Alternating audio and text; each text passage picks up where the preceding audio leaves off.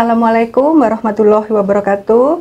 Selamat bertemu kembali dengan kami Yayasan Aurika yang ada di Surabaya. Hari ini sudah ada di depan saya Mama Marvel. Selamat pagi, Mah. Pagi. Apa kabar? Alhamdulillah baik. Mungkin banyak yang sudah tahu ya, Mama Marvel memiliki anak Marvel yang dia mengalami gangguan pendengaran. Oke, Mah, kita kilas balik sebentar nih, Mah. Waktu itu kan Mama Marvel bawa Marvel ke sini saat umurnya 4 tahunan ya? Saat umurnya sebenarnya 3 tahun ya Bu ya? 3 tahun? 3 tahun lebih ya? 3 tahun lebih. Kan kalau 4 tahun kan dia habis implan. Oh gitu ya? Jadi seingat saya tuh 2 bulan sebelum implan. Berarti ya deket-deket 4 tahun ya? Iya. Dekat 4. Terus mama inget nggak waktu pertama kali datang kita ngobrol, terus pertemuan kedua atau ketiga gitu saya lupa. Saya bilang ke mama kalau Marvel ini adalah sebuah tantangan buat kita semua. Karena dia datang di usia yang sudah 4 tahun, hampir 4 tahun, dan dia ada masalah lain selain masalah gangguan dengar. Dan waktu itu nih Mah, waktu itu saya mungkin belum pernah cerita ya. Waktu itu begitu saya menyampaikan itu, rasanya ada papanya kalau nggak salah, lupa saya. Di situ saya menangkap ekspresi kaget dari Mama. Jadi waktu saya bilang Marvel ada kemungkinan besar dia mengalami masalah ini. Terus kelihatan kalau ada ekspresi kaget gitu, tapi terus cuman sebentar. Saya melihat lagi ekspresi itu berganti dengan ekspresi ingin tahu. Loh, terus gimana? Terus saya harus gimana Bu Sinta? Terus Marvel seperti apa? Saya melihat itu. Dari situ hati saya sudah bilang, wah ini mamanya kelihatannya tegar gitu ya. Dia siap menerima apapun, karena itu saya dengan mama akhirnya berani untuk cerita banyak hal gitu ya. Yang kalau dengan orang tua yang lain mungkin saya hati-hati. Saya memberitahukan info-info tentang kondisi Marvel itu dengan lebih bisa ke mama gitu. Dan kemudian saya ngelihat mama terus akhirnya sampai pindah ke Surabaya gitu, kos gitu ya, meninggalkan fasilitas di rumah, LDRan dengan papa gitu, dan handle semua mulai dari masak sampai ngajari Marvel. Itu sebetulnya motivasi apa yang membuat mama sampai bisa keluar dari zona nyaman, kalau saya bilang, untuk kos di tempat yang namanya kos ya, yang seperti itu. Ya, yang pertama saya ingin Marvel tentunya bisa sama seperti anak-anak yang lain gitu. Dan saya ingin Marvel bisa berkomunikasi secara verbal dengan saya gitu. Jadi berkomunikasi dua arah, dengan saya ataupun dengan yang lain, baik dengan lingkungan gitu. Jadi saya ingin Marvel paling nggak bisa mandiri. Yang pertama saya itu, karena sebenarnya sih targetnya banyak ya, kalau awal dulu targetnya banyak gitu, targetnya itu tinggi gitu, saya targetnya tinggi. Tapi semakin tahu Marvel itu tidak hanya mengalami gangguan dengar, jadi dia ada masalah fokus dan lain-lain, itu saya akhirnya mau tidak mau menurunkan target gitu, menurunkan target itu untuk ya Pak, untuk Marvel dan untuk saya sendiri gitu. Kalau targetnya terlalu tinggi, saya pun jadi kepikiran gitu kalau mau ngajarinya bagaimana, dan kalau nanti tidak tercapai saya pasti akan kepikiran dan akibatnya pasti ke Marvel gitu. Saya bisa marah-marah dan lain sebagainya. Jadi itu. Jadi yang pertama, setinggi apa dulu Mah waktu pertama awal ya, masih semangatnya gitu, setinggi apa Mama menerapkan target? Saya ingin Marvel sama. Maksudnya sebelum di usia 4 tahun itu kan Marvel implan. Jadi pas tepat hari ulang tahunnya itu dia implan. Dia implan pakai alat bantu dengar cochlear implan itu. Sebelum memutuskan implan, saya kan tahu beberapa anak yang implan dan pasti yang disodorkan yang bagus-bagus, yang berhasil, yang bagus-bagus lah ya. Saya pingin seperti itu. Saya terus terang saya pingin Marvel seperti itu. Jadi makanya terus saya memutuskan untuk implan, karena saya tahu saya untuk memulai Marvel mendengar ini saya sudah terlambat. Untuk saya terlambat ya. Untuk saya, bagi saya itu terlambat karena saya mengetahui Marvel ada gangguan dengar tuh di usia 3 tahun. 3 tahun. Sementara anak normal atau anak yang tidak mengalami gangguan apapun di 3 tahun kan dia sudah cerewet ya. Nah, Marvel baru 0 gitu. Terus ternyata setelah sebenarnya di awal tuh saya sudah memutuskan untuk mau implan, tapi ternyata dia ada masalah yang lain. Jadi akhirnya di usia 4 tahun baru implan, dan artinya di usia 3 tahun sampai 4 tahun itu tidak ada perkembangan yang berarti menurut saya. Menurut saya tidak ada perkembangan yang maksud saya target saya kurang lah kalau kalau untuk Marvel saat itu. Jadi akhirnya implan, saya berharap di implan ini dia bisa cepat untuk belajar karena teknologinya kan lebih bagus ya. Seperti itu. Jadi saya ingin, target saya yaitu saya ingin Marvel seperti contoh-contoh yang disodorkan untuk penyedia implan itu gitu loh Bu Sinta. Dan itu yang membuat akhirnya Mama bener-bener ekstra keras gitu ya, untuk melatih Marvel pagi, siang, sore, malam. Saya ingat waktu pertama kali Mama melatih kan kadang masih bingung dengan caranya. Terus saya kan bilang, "Ma, kirim video aja," gitu. Mama tuh kirim video pagi, kirim subuh ngirim gitu. Saya kok ada notifikasi, oh ternyata Mama Marvel kirim video, siang kirim, sore kirim. Pernah jam setengah 10 kirim, malam setengah 10, sampai saya bilang, "Ma, nggak tidur ta?" Kok Mama ngajarin terus. Terus Mama bilang, "Nggak apa-apa Bu Sinta, anaknya juga belum tidur kok," gitu ya. Tapi memang seperti itu ya, Mama ngelatih dia tuh dimanapun, kapanpun gitu ya. Ya, waktu dulu Marvel memang karena memang dia baru anak satu-satunya, terus saya ada di Surabaya, posisi saya tidak mengerjakan apa-apa, jadi memang fokus saya memang hanya Marvel gitu. Jadi sebisa mungkin apa yang diajarkan di tempat terapi ya saya lakukan di rumah. Apa yang saya malah gini nih, kalau di waktu di Aurika tuh biasanya kan kalau di FVT kan kita ada mainan dan lain sebagainya ya untuk ngajari itu.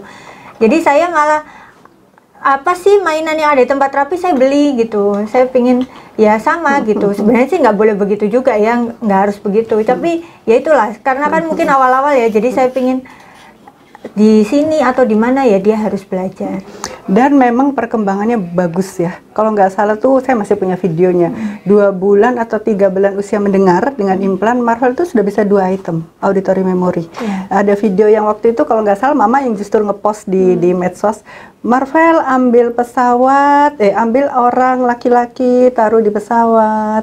Kemudian Marvel naro. Marvel ambil lagi anak kecil taruh di kereta. Itu Marvel bisa menjalankan tanpa pengulangan, dan itu kemajuannya luar biasa gitu ya menurut saya gitu ya, dan menurut Mama pastinya, karena Mama kemudian bilang, "Wah, Marvel sudah bisa begini di usia dengar yang masih 3 bulan kalau nggak salah." Tapi kemudian kan turun ya Ma ya. Itu turunnya itu sebetulnya usia menjelang SD ya. Dan turunnya juga sangat banyak gitu. Benar. Mama masih ingat Mah itu turunnya gimana itu awalnya? Jadi memang di awal-awal memang perkembangan Marvel tuh sesuai dengan yang saya harapkan.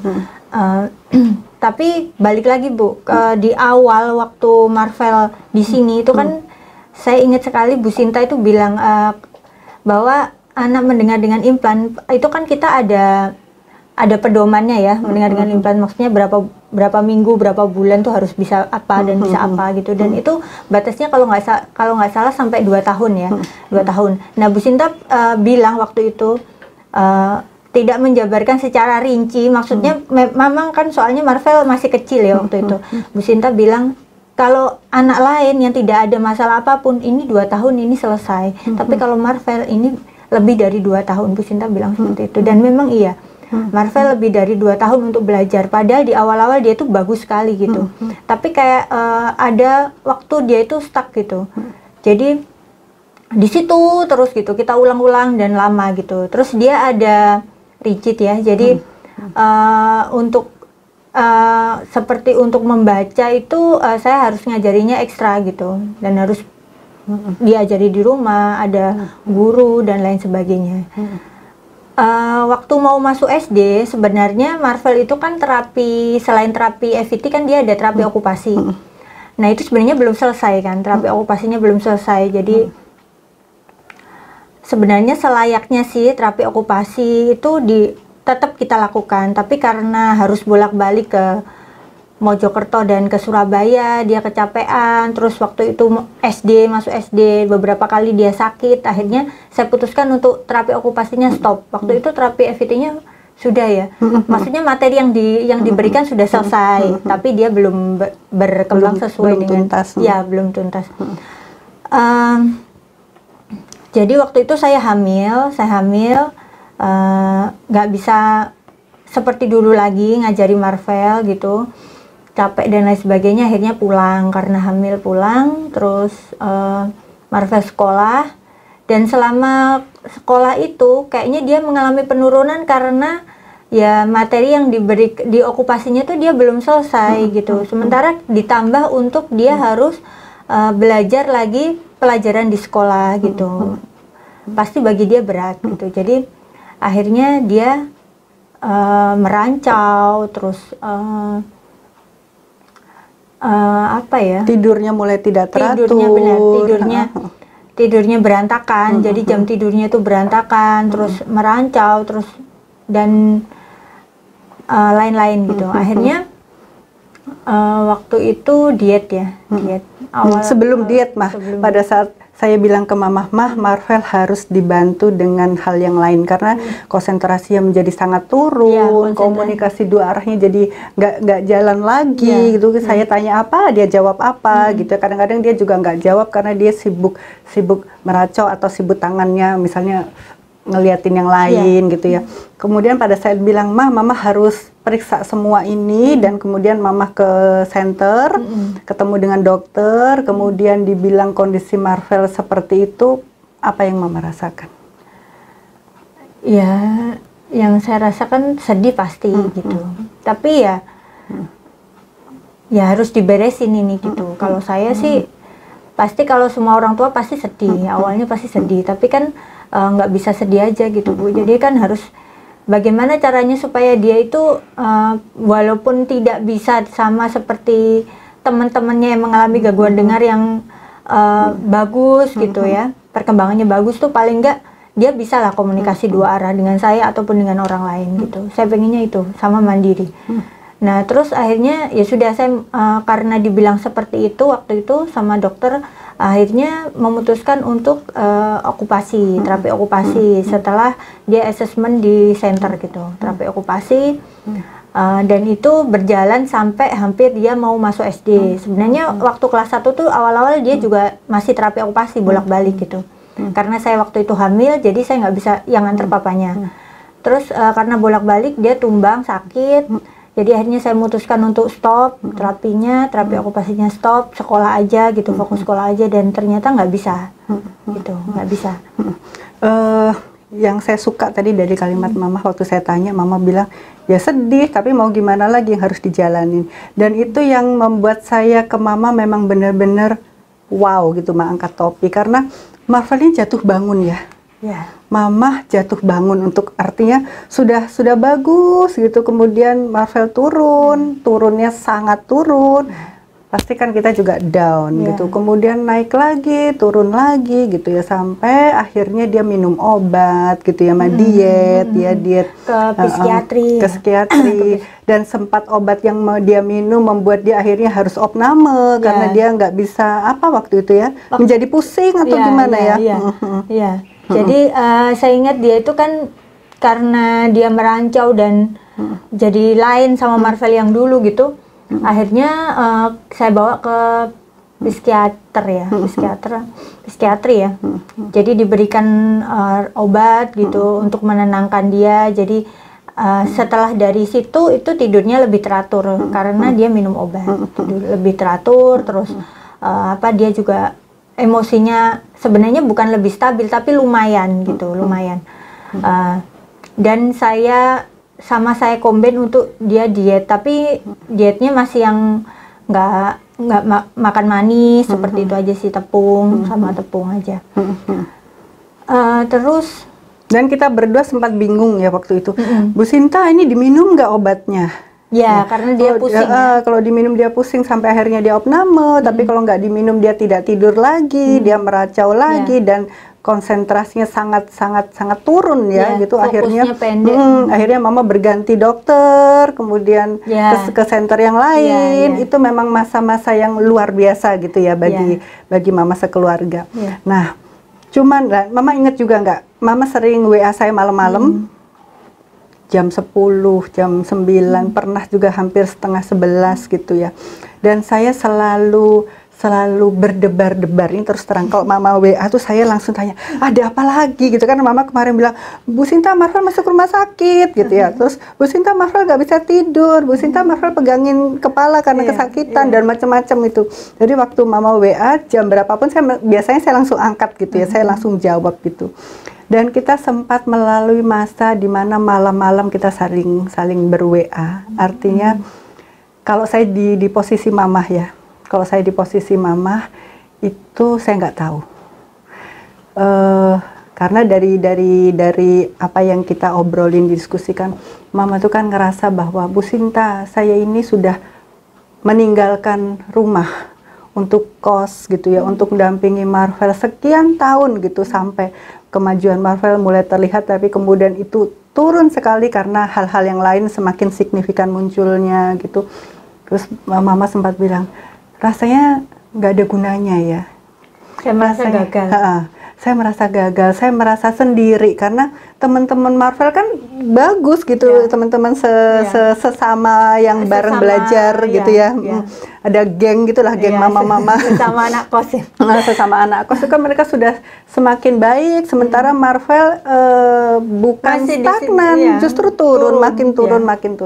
Mama banyak merasa ya perasaan-perasaan negatif. Saya merasa ya wajar gitu ya, tapi terus mama bangkit gitu. Sebetulnya yang membuat mama bangkit itu apa? Ya yang bikin saya akhirnya mulai lagi ya Marvel gitu. Maksudnya ya anak-anak gitu. Dan satu mah yang saya kagum sampai sekarang. Artinya gini, setiap kali ada anak baru, orang tua baru datang, kemudian waktu itu kan belum pandemi ya, mama selalu berbagi ilmu. Oh gini Ma, caranya gini, mainan Marvel mama pinjamkan, waktu Marvel mama berikan, artinya mama memberikan waktu, tenaga untuk membantu atau membimbing mama-mama yang baru. Padahal mama tahu, mama-mama yang dibimbing ini, dia akan menyalip Marvel. Karena Marvel kan kemajuannya naik turun, ini yang mama bantu tuh akan semakin bagus, semakin bagus. Mama tahu itu, tapi mama tetap menebar kebaikan, sementara mama tahu Marvel tidak ke situ. Itu yang mungkin tidak bisa dilakukan oleh semua orang. Sampai saya bilang, Mama, hati Mama tuh sebetulnya dari apa? Iya. Sebenarnya kalau seperti itu sih nggak juga ya Bu ya. Maksudnya gini, kalau saya rasa siapapun yang berada di posisi saya gitu pasti juga kalau melihat anaknya terus maksudnya belajar seperti Marvel gitu, terus ada anak yang lain yang mengalami kendala seperti Marvel, pasti akan dibantu. Belum tentu Mah. Banyak orang tua yang akhirnya bener fokus sama anaknya, banyak juga orang tua yang anakku aja masih gini kok aku ngebantu orang, tapi mama enggak loh.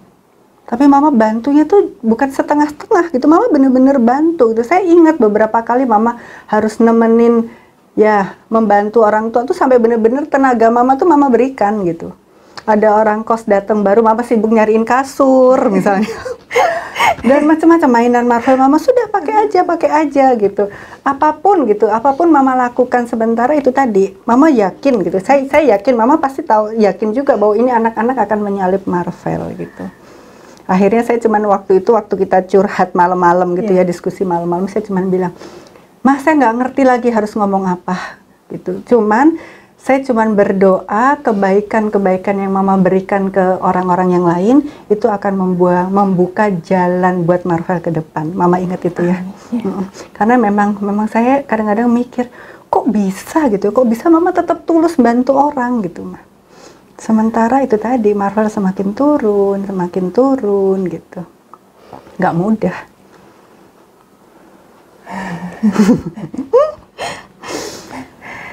Iya sebenarnya kalau Marvel sih saya berharap dia pasti lebih baik ya, lebih baik dari sekarang gitu. Tapi memang tidak bisa dipungkiri bahwa dia itu macem-macem gitu, fokusnya pendek. Dari yang cuman fokusnya pendek aja kita mau ngajarin kan susah gitu.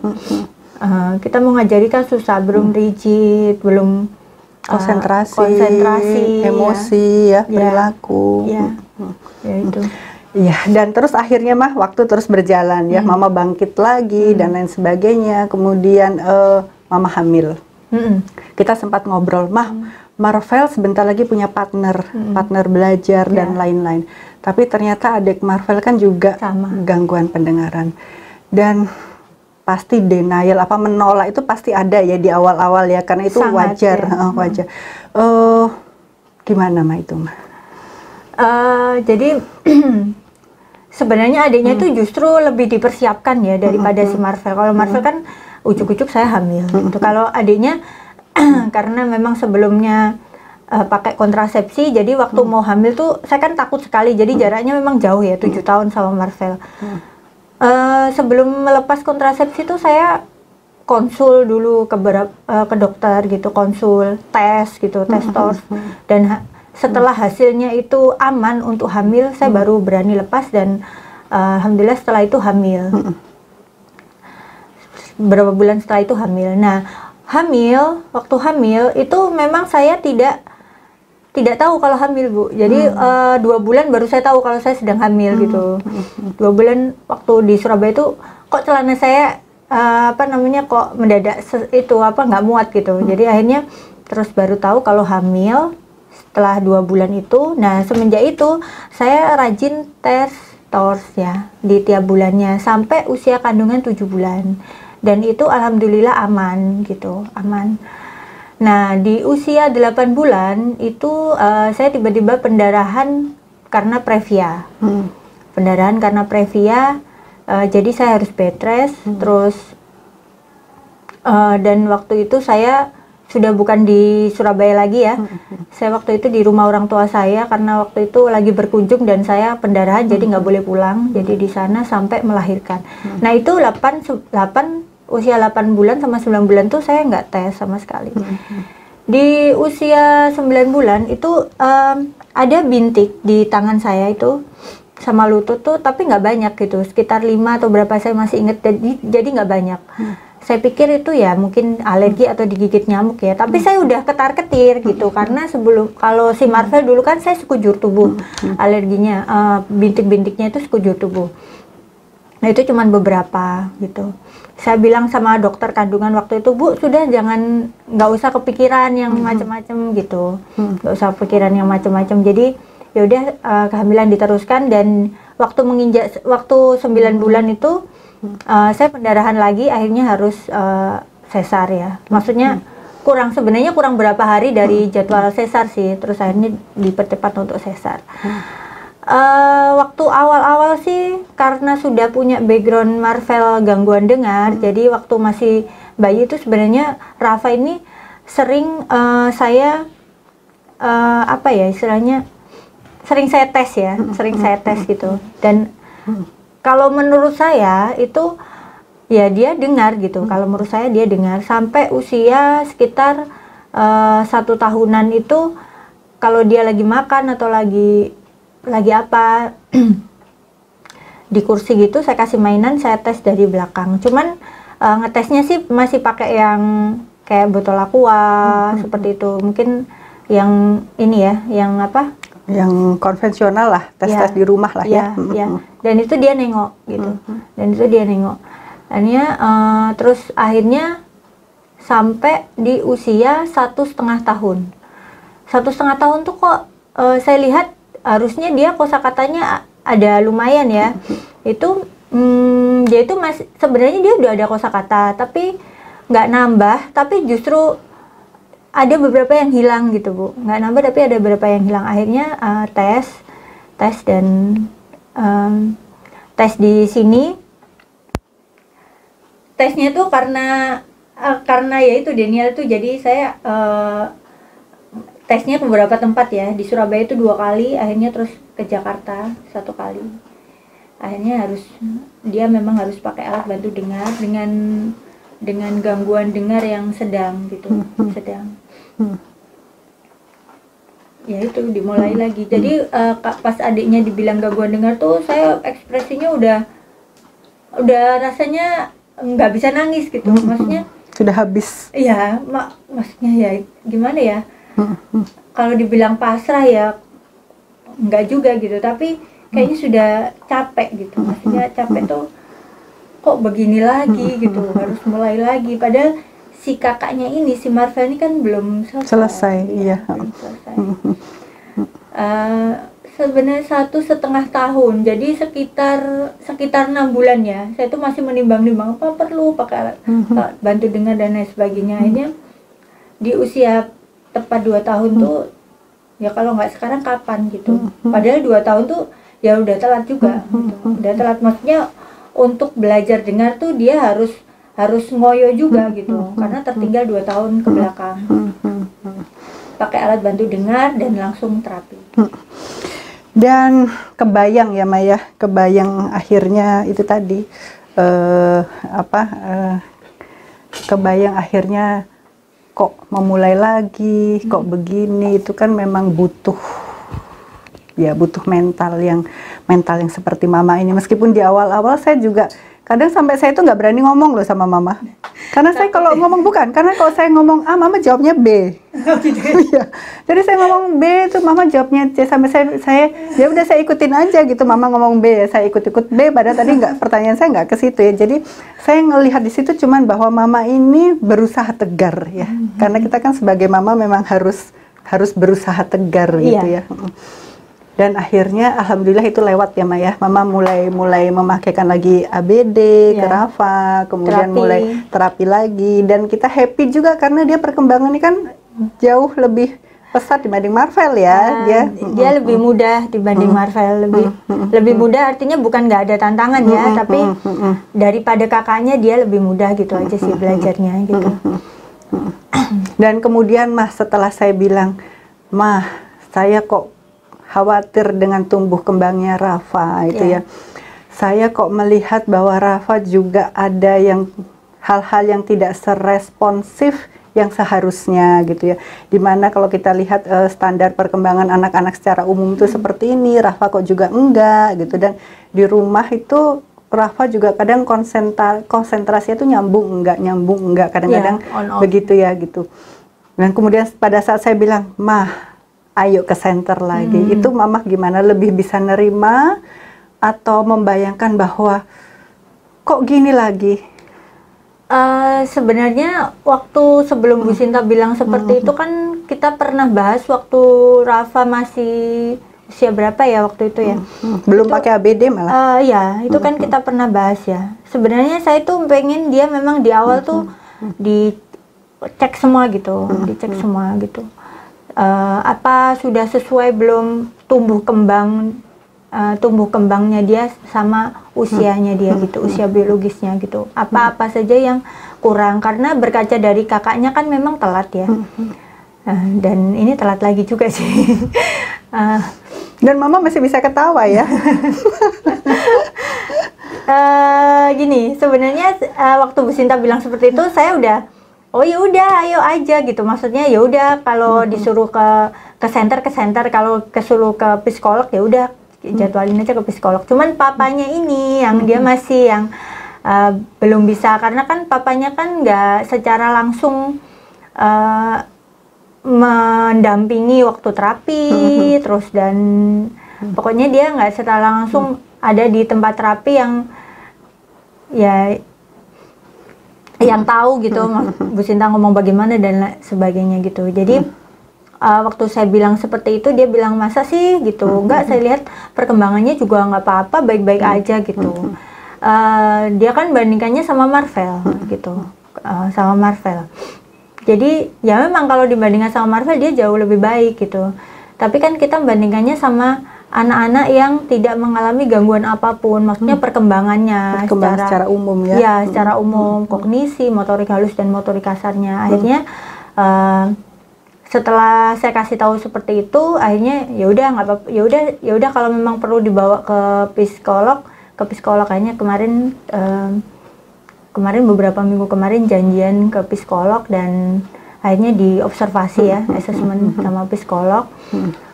Setelah itu terus abis itu asesmen sama center gitu, sama center, dan insya Allah besok setelah Lebaran ini sudah mulai terapi terapi yang lain aja. Oke Ma, ini terima kasih banget ya Ma. Saya sebetulnya kepingin menggali banyak, kepingin ngobrol banyak, cuma nanti akan ada part 2 dan 3 mudah-mudahan ya Ma ya, nyambung ya Ma ya.